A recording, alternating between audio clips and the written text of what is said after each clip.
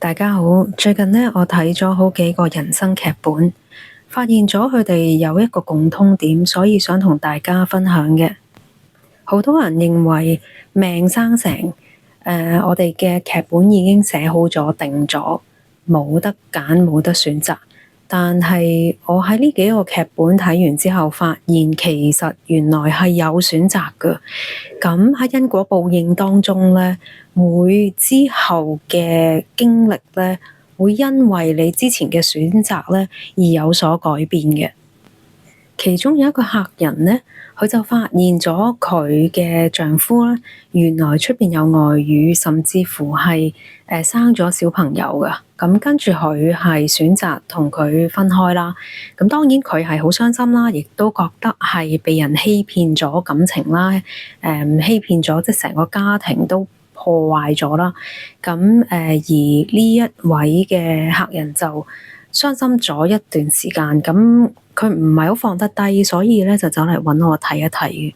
但係當我發現佢其實係嚟還債嘅，應該咁講，佢係欠咗佢而家叫做前夫啦，佢欠咗佢前夫嘅情債嘅。咁所以咧喺佢哋一齊嘅時候咧，佢好無條件咁付出啦，為家庭付出啦。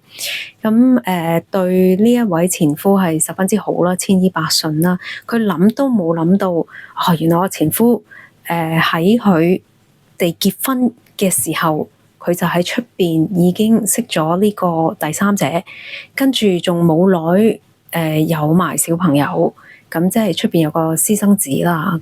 咁佢係受到好大打擊嘅。但係我又同佢講，我話其實你呢一個前夫咧，你係要遇到佢，因為你需要還債嘅。咁原本咧，你同佢個債咧係糾纏好耐嘅，但係因為呢個前夫做咗嘅呢一件事，傷害咗佢嘅正印咧，咁而令到呢一個 client 佢嘅本身需要還嘅債咧，加速咁樣還咗啦。咁所以其實係一件好事嚟嘅。因為佢唔需要再同呢個人去糾纏，亦都佢嘅債已經還完，所以嗰個緣分就斷啦。咁所以佢就同佢離婚分開咗啦。如果呢個男人係選擇咗去繼續維護佢自己嘅家庭啦，冇出到軌嘅話咧，其實呢一個老婆咧會繼續付出，而佢個財運咧亦會越嚟越好。咁個老婆會對佢繼續千依百順啊，令到佢個將來個福報咧會更加好，因為佢本身條命係需要係會令到佢去有小三，但係佢選擇咗唔要，要行翻條正軌，唔要傷害別人，咁唔做感情騙子，咁變咗咧，佢反而個福報咧會再大啲嘅。咁所以咧喺八字裏邊或者係一條命裏邊啦嚇，看似係已經定好晒嘅命運，其實係有得揀嘅。咁而家呢個男人選擇咗傷害老婆，而佢哋又分開咗啦。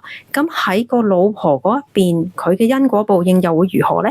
就係佢即時止損，佢原本要還嘅債就立即還完 finish。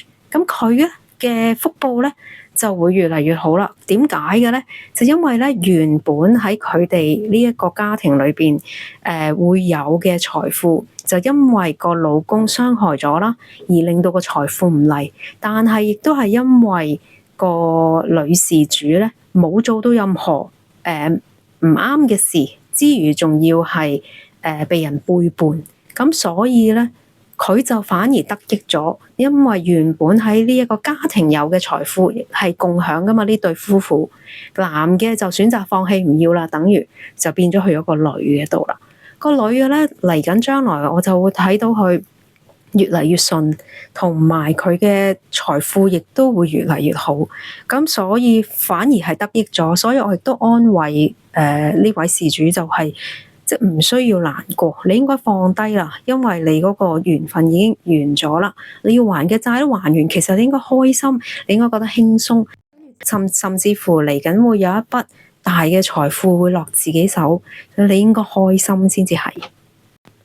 咁所以咧，現世報咧係有嘅，只不過大家睇唔到，因為嗰個劇本冇現到出嚟俾大家睇，因為嗰個男人選擇咗同小三一齊有私生子，咁而呢個女人好痛苦，然後就以為嗰個女人就冇咗老公冇咗家庭，好痛苦咁樣終老，其實就唔係。咁所以大家可以開闊啲個眼界，唔好俾而家眼前個局困住咗自己。其實有陣時自己因禍得福咯。咁嚟緊將來會迎接更加好嘅生活。咁所以咧，唔需要為咗而家呢一刻嘅傷心啦，或者經歷咗嘅背叛啦，而將自己困住咗。應該放開，令到新嘅生活好嘅事會好快來臨嘅。